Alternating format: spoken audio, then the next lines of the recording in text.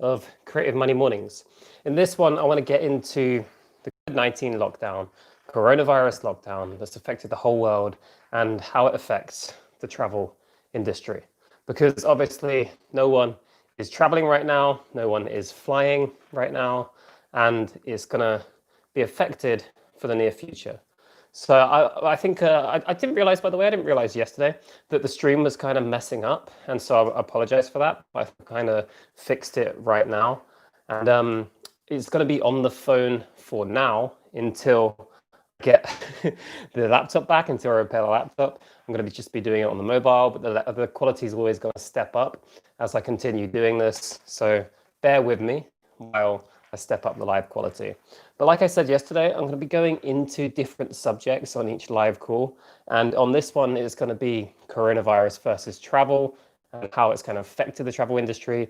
And in other ones, we're going to go into separate topics.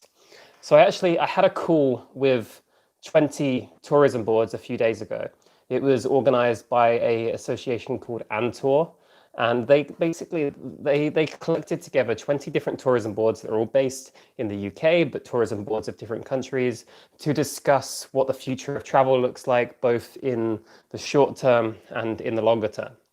And I was invited as part of that to do a kind of talk, a 10-minute talk on what I see from my followers and from what I see happen in the travel industry and how we're going to be affected by it in the next few months. And then we kind of had feedback with the tourism boards to discuss their approach to it and what the general kind of idea and feeling is right now. And the main thing that came up out of all of it was obviously uncertainty. No one is really clear what's happening. No one's really clear what is going to be the case for the next couple months, because each country is going to be opening up differently to another country, and every country is going to have their own rules, and it's very uncertain to make any bookings in travel right now. I mean, you can't book a flight and you can't book a holiday because you don't know what the situation is going to be in that country in a couple months' time. And I know a lot of people right now as well aren't even thinking about travel at all, because most people are still staying locked down in their own country, concentrating on family and health and all of the more important things than booking a trip. So travel has kind of been pushed to like the last thing in your mind for a lot of people. So how does that affect the travel industry when no one is looking at making trips right now? And I want to ask you guys as well, because I want to ask what you're thinking about it. I mean, let me know what your plans are with any travel in the future. I asked everyone on Instagram what they thought, and for the most part, it does seem that people are thinking about travel again in the next few months, but not right now. I think most people said that right now, 55% of people said it's still too early to be thinking about travel. But then, that means 45% of people are already thinking about going on trips. And I know for myself, I'm not thinking right now in June getting a flight and just flying somewhere, because most places are still shut down. UK is still shut down. It wouldn't really be worth going to fly around right now. You're not going to get, even for the countries that are able to, you're not going to get a great experience of traveling there because everything's shut down and there's more important things. But when it gets to July and August and September, more and more things are going to be opening up. So that's when I'm going to start thinking about where can I go to, and where's safe to go to, and where is responsible to go to, and where would I be comfortable recommending other people to go to as well. So I do think it's going to change, and these things are going to change quite quickly, because we do have to start opening up all around the world. And if a country is now saying, come to us, we want tourism, well, that means they're setting up because they want tourism, and they're encouraging people to come there. So I know, just off the top of my head, I know some countries that are opening up in July are Iceland, Georgia, even Italy, Spain, France. They're all encouraging tourists to come back again. And let me know your thoughts on it. Do you think you will be traveling by then, or do you think it's still too early? And how do you think travel is going to change in the future? I know I did a poll to my Instagram, and 45% of people said that they are looking to travel differently after all of this. So they said this whole this whole experience of lockdown because of COVID, it has made them think about how they travel and has made them think that they want to make a change to how they travel in the future. So I kind of think it's important with travel to try and think about what those changes might be. So 45% of people said they're going to travel different. How are they going to travel different? And I know for me, I've kind of been thinking over the last couple of years, and I've seen it within a lot of marketing. I've seen it from a lot of people, that a lot more people are making more of a shift towards greener tourism, sustainable tourism, and getting out into nature rather than doing city trips. And so when I put this question up to my Instagram, 73% of people said they were more likely to see nature as a bigger role of their future trips, getting out into nature away from crowds and away from cities. And I think that kind of just makes sense. That's what I love and that's what I enjoy doing anyway. But I think right now that makes sense for a lot of people because they want to get away from cities and crowds after this. Do you really want to go to a big tourist site where there's hundreds or thousands of people all around enclosed next to each other right now? Well, probably not. And they're going to have their own challenges. Going to the Trevi Fountain or, I don't know, the Eiffel Tower or places that can get a lot of people all at once. Are you really going to want to be going to that? Or does it seem more appealing to get to a place that's out in nature, away from crowds? So I think that's one kind of way it could change immediately. And I think as I started this, for personally myself, that's how I'm going to be traveling in the near future, the immediate future, to be in open spaces away from people, into nature, trekking, cycling, camping out. That's what my focus is going to be. But I also asked, and what we found from this call is that a lot of people are thinking about taking their first trip into their home country as well. I haven't traveled much around the UK before. I haven't been up to Scotland. And I think for a lot of people, that's the case where they're suddenly thinking, okay, we're not going to go for long haul trips, but maybe we can go for a trip within our home country. And even 3/4 of people now are thinking they're likely to take a trip in their home country. A lot of people within the UK are going to be going up to the Lake District in Scotland and all of that stuff, all those places. So I think that's going to be interesting. And I think that's also something that I'm interested in doing as well. I think for the immediate 6 months to the next year, there's going to be a lot more people taking trips within their home country. Now, another thing that came out of this call with the tourism boards was that a lot of people were also looking, because there's some people that are more scared of travel now, and there's some people that are more looking at staying at home and doing these more sort of sustainable trips. But then there's also a lot of people that are thinking about ticking off that big bucket list item. I think we've been kind of confronted by our own mortality in a way, and we've seen that things can shut down so quickly, and we didn't take the chance to do that big bucket list trip, that big epic thing we wanted to do. So a lot of my people were also thinking, how can I go and do that big bucket list adventure thing within the next couple of years? Because now might be a great chance to do it. So I think there's a lot of people that are going to do that, and that's also something that's factored into my thinking as well. I kind of reevaluated what trips do I really, really want to do. I think that's going to play a part in the near future. There's going to be, from this conversation and from what I've seen from everyone talking about how travel is going to be affected, I think there's going to be a big shift away from over tourism in places and places that had too many people in at once. Like, as much as I love Bali and I spent a lot of time in Bali, it did get quite crowded in places, and it's clear to see that it has gone through a bit of over tourism. So I think there's going to be a step away from that, and people are going to look at how can we go to places in a more sustainable way. And because there's a 90% reduction in travel and flying and everything right now, there's a chance to rebuild that in a more sustainable way and rebuild it in a way that encourages sustainable tourism with a greener message. And I think this could be a great reset for that. I know people can be fickle as well.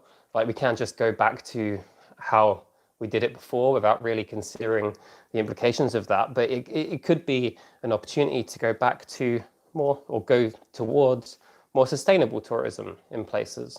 And I think within my other channel, like Judd, I'm going to be trying to do that, do more like trips into nature and treks and that sort of thing to share more of a greener message, I guess. So that's kind of how I see it playing out with travel in the next 6 months to a year. There's going to be real sort of trailblazers that just jump on the first flights and go out again and go traveling fast as much as they can. But how responsible is that to be flying between lots of places all the time right now? I'm not sure, and that's going to obviously that's going to change all of the time. But there's also going to be people that take a massive step back from travel for a while and aren't looking at traveling because of the whole, I mean, because of the way the world is right now, there's going to be a lot less people traveling for the next couple of years, most likely. So I think when you do travel, you kind of have to consider how you can do it responsibly and safely. So pardon me, I'm going to have a coffee. We had a bit of a lie-in this morning for once. Sunday morning here in UK, and I was like, I'm going to chill. So I had a nice lie-in.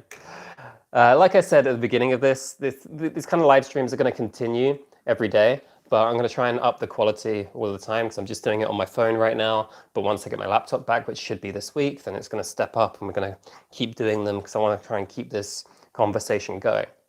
So after this call with Antor, the Association for the National Tourism Boards, or something, I think it's longer than that. But it was 20 tourism boards that I was talking to about what the future of travel looks like because of coronavirus and because of the lockdown. And they were sort of asking as well, like, what would be an appropriate response for marketing? How can you market to people to come to our destinations in a world that is very focused on coronavirus and a world that it doesn't seem very responsible even maybe to travel? And the thing we kind of came away with, it's going to change all the time. Even the regulations and the restrictions in each country you go to are changing every couple of weeks. And I don't know, I want to fly to Spain next month in July to see my mum because I haven't seen her in a few months. And I don't even know if I can book that yet because it might change in a few weeks. The rules could change. They could go into lockdown. I could get notified by the contact tracing app that I have to isolate for 2 weeks. So it's always changing.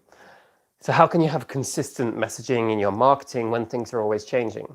And one of the sort of consensuses we came away with is that why don't they sort of work with content creators and people that are able to adapt their marketing messages very quickly? Because I can show, not myself personally, but anyone can show their own personal experience of flying through somewhere, going through an airport, and how to do it safely and responsibly very quickly.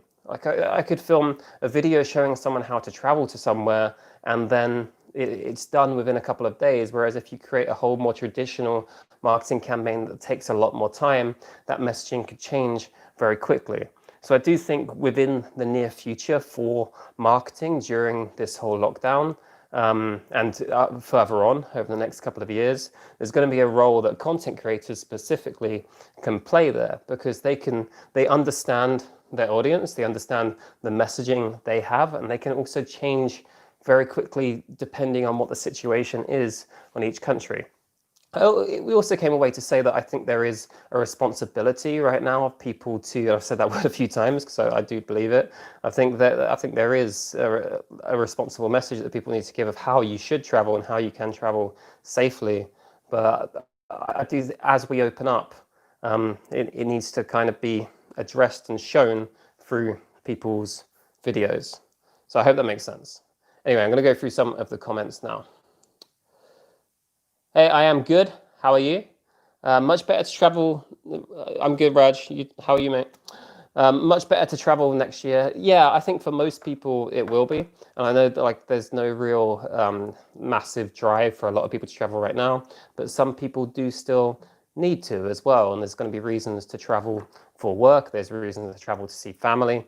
And also it may be likely that we're with coronavirus for a long time. It may be, a vaccine would be great, but it may be that we'll be living with this for the next few years or however longer. So, I mean, eventually you do have to also start living your life.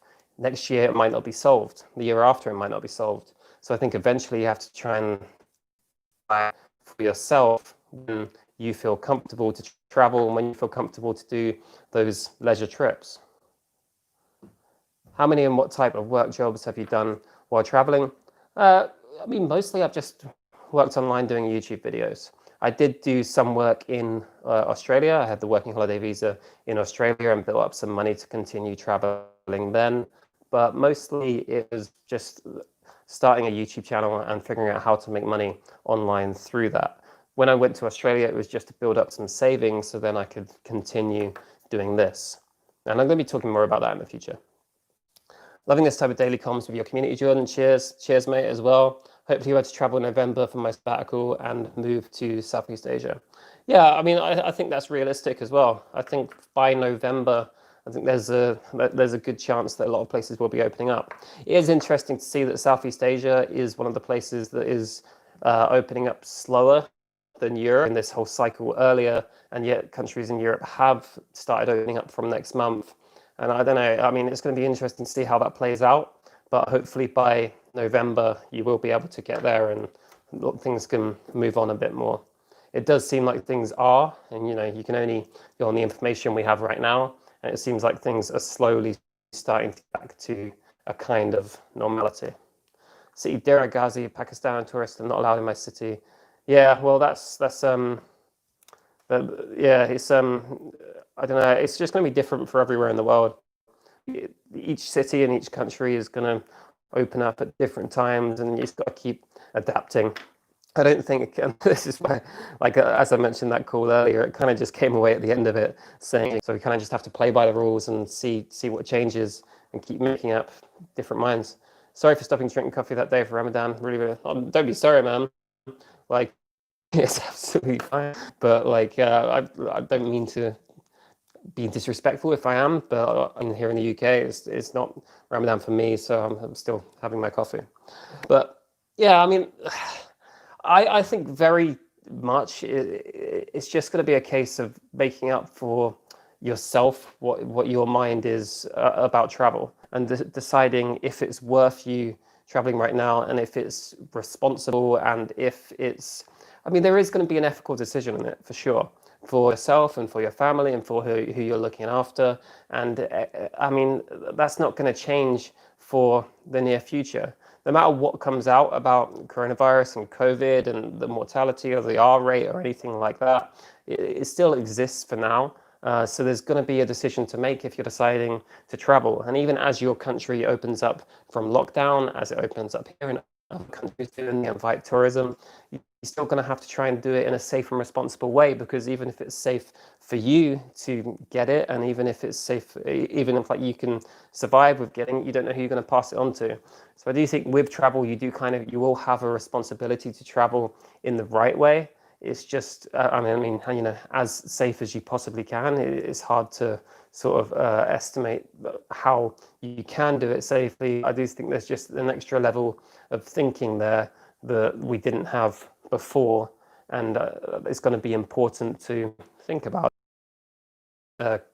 what it's going to look like after 2 months, 3 months, a year's time. Drop them in the comments and we'll try and get into it. But it's all just opinions right now, and everyone's got their own opinion, and none of them are wrong. I think a lot of people can get very animated about their opinion right now because it's so personal to everyone. But we don't know, and the future is massively uncertain for everything, and it's going to keep changing. And all you can do is just keep rolling with it and keep changing. The fact the EU is so dependent in cross-border work and close tourism is making it open soon in the Southeast Asia and can be seen as generally more sufficient. Yeah, I mean, I'm sure that's true. I don't dispute it, because I mean, it's interesting even how the EU locked down, because each country kind of locked down in itself when the EU is meant to kind of remain open, and people were meant to be traveling between countries, and no one was prepared for that. Whereas I guess a lot of Southeast Asia was more set up to have the work within their own countries, and they didn't rely on so much of crossing borders, which is, I think is the point you're making there. So for our economies to work and to get on with things, we do have to open up and have to encourage people getting back. So it's been forced, it's formality, so to speak. But I don't know, it's just going to be interesting. I think, as sad as it is, and as sad as the whole situation has been into lockdown, and everything that's going on in the world, it has kind of also was like this. But things are happening now that we've never seen before and have never had before, and people are going to be talking about and discussing for years whether or not it was the right decision to do one thing and how one country played it better than the other. And it has been, I've been really just following it like so much to be interested and be in the moment, because these are things that are going to play out for years. And if you can understand what's going on and keep understanding what's happening, I think you can kind of understand the way the world is moving for the near future. Because I don't think this is going away anytime soon. I think it is something that we're going to keep talking about, and is going to be a key part of our lives for the near future until something bigger comes along. And that's why, even like we had this called the tourism boards the other day, and I don't think you can get away from that in any messaging and any kind of marketing. You know, it has to be part of the message of coming out of lockdown, getting back to nature, getting out and seeing the world again, because everyone's been through this same thing, that you can't just ignore it and move on. There was an interesting point within that there's also a danger of companies, they called it corona washing, where let me relate this back to sustainable tourism and green tourism. When that started to become a big thing a few years ago, and it's still a big, every company is trying to become sustainable and green, there's a danger that a lot of companies were just doing it via greenwashing, as in they were trying to seem green, but just they weren't really. So within their marketing messaging, they were like, we're so green, we're doing this, and greenwashing the whole campaign to make it look as if they're doing things really well, but actually they're not. And there's also a danger of a lot of companies doing that now, and a lot, maybe even tourism boards doing that now and getting it wrong, where they're spreading a corona washing message, where they're like, hey, come out of lockdown, we're so safe, or hey, this is why you should be doing this right now, because they're desperate for tourism, and actually they haven't really considered it so much. So I do think it's going to be a factor in people's decision process when they're booking trips and when you're deciding to travel. And I do think there's also a danger that the company is going to go too far with it as well. It's just going to be interesting to see. What's the age requirement for tourist visas?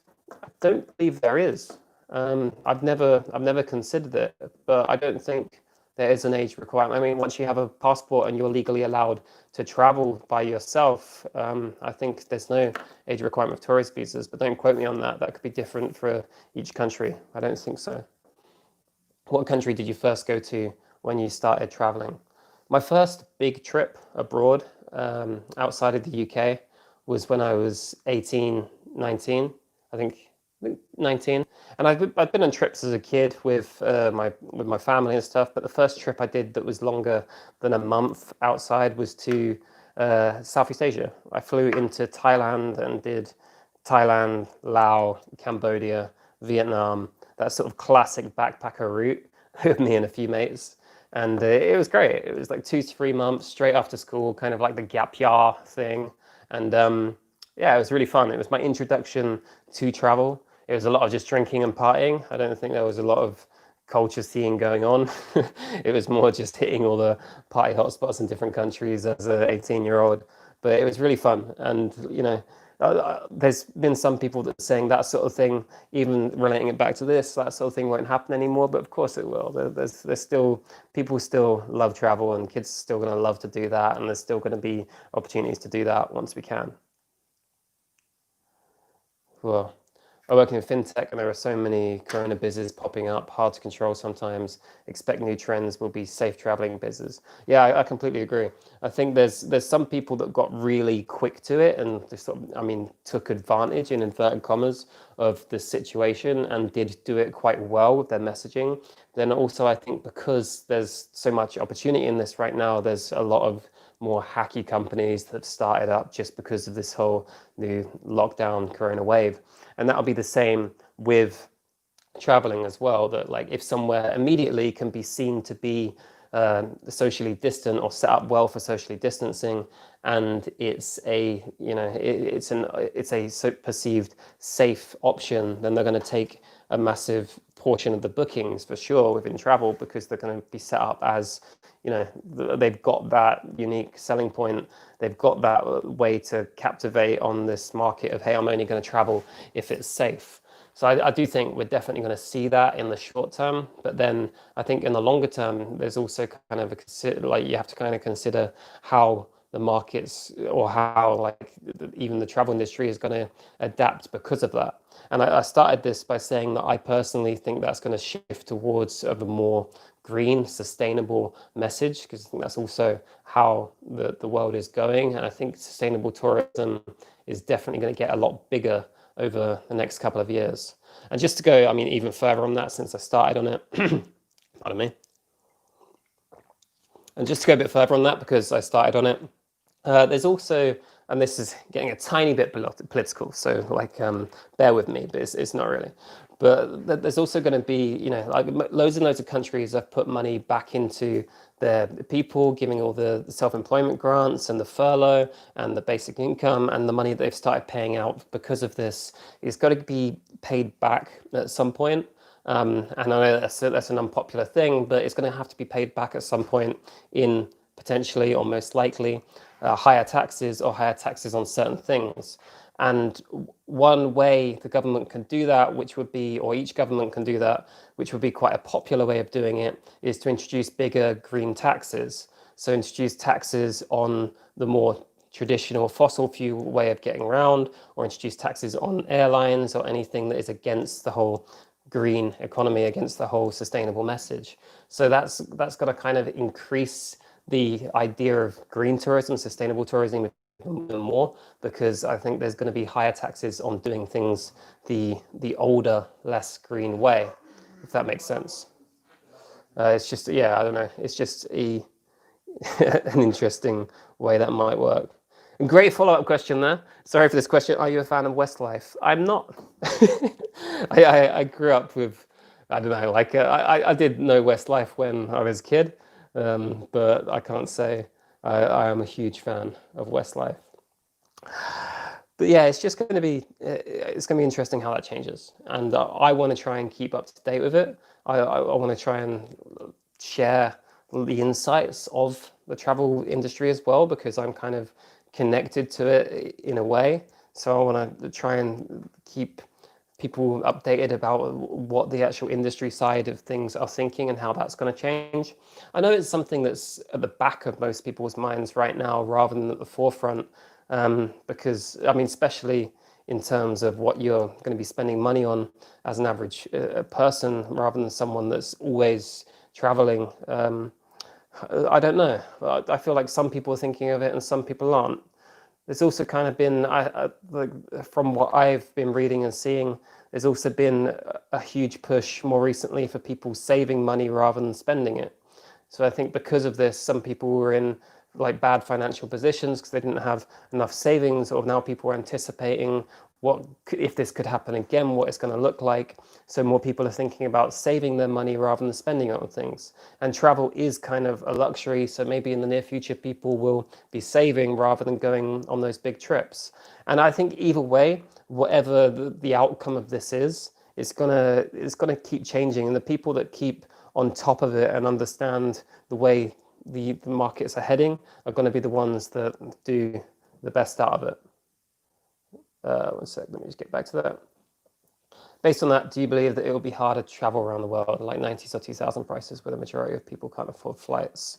I think it's difficult to tell. There's like two schools of thought where it could either get more expensive or things could actually get cheaper. I think personally, I think flights immediately are most likely to get more expensive because they worked on a lot of airlines, or I mean, a lot of airlines could go bust if they're not bailed out, but a lot of airlines worked on quite small margins. So they worked on mass tourism, a lot of people getting the flights, working on small margins. Like, I mean, companies like EasyJet and Ryanair and AirAsia, they relied on that sort of model. And that's how they could keep the prices really cheap.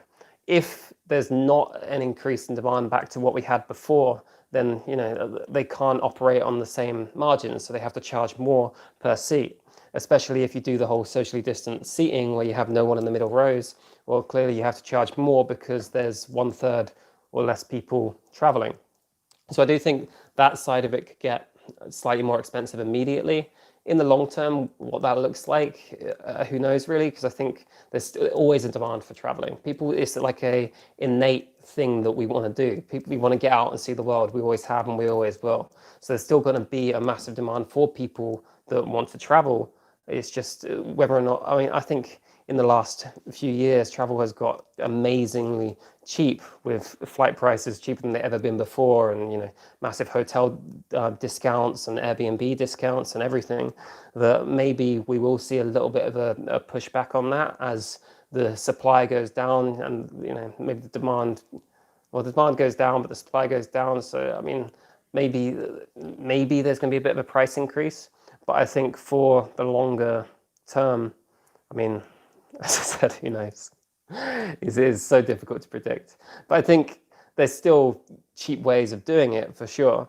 Like with this, I think a lot of people have started looking at how can we get outside of the cities and how can we get away from the traditional big resorts and the globalized chains, and how can I do things more locally. And if you do things more locally and get away from cities and go and stay in Airbnbs, the price doesn't dramatically change because it's still someone's spare room selling their Airbnb, or you're still in a place where a lot of people don't usually go to.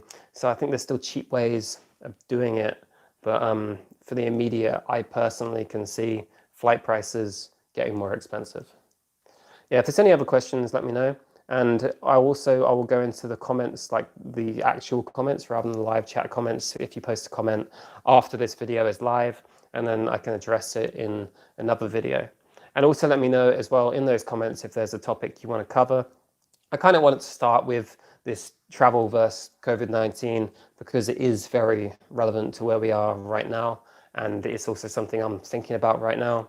For myself personally, I'm going to be traveling again in July, but I'm planning to, but that's just going to see my mum in Spain, flying in there, spending maybe 2 or 3 weeks there, and then seeing what the situation is after that. But that is my immediate plan until it changes, and I'll just take it from there.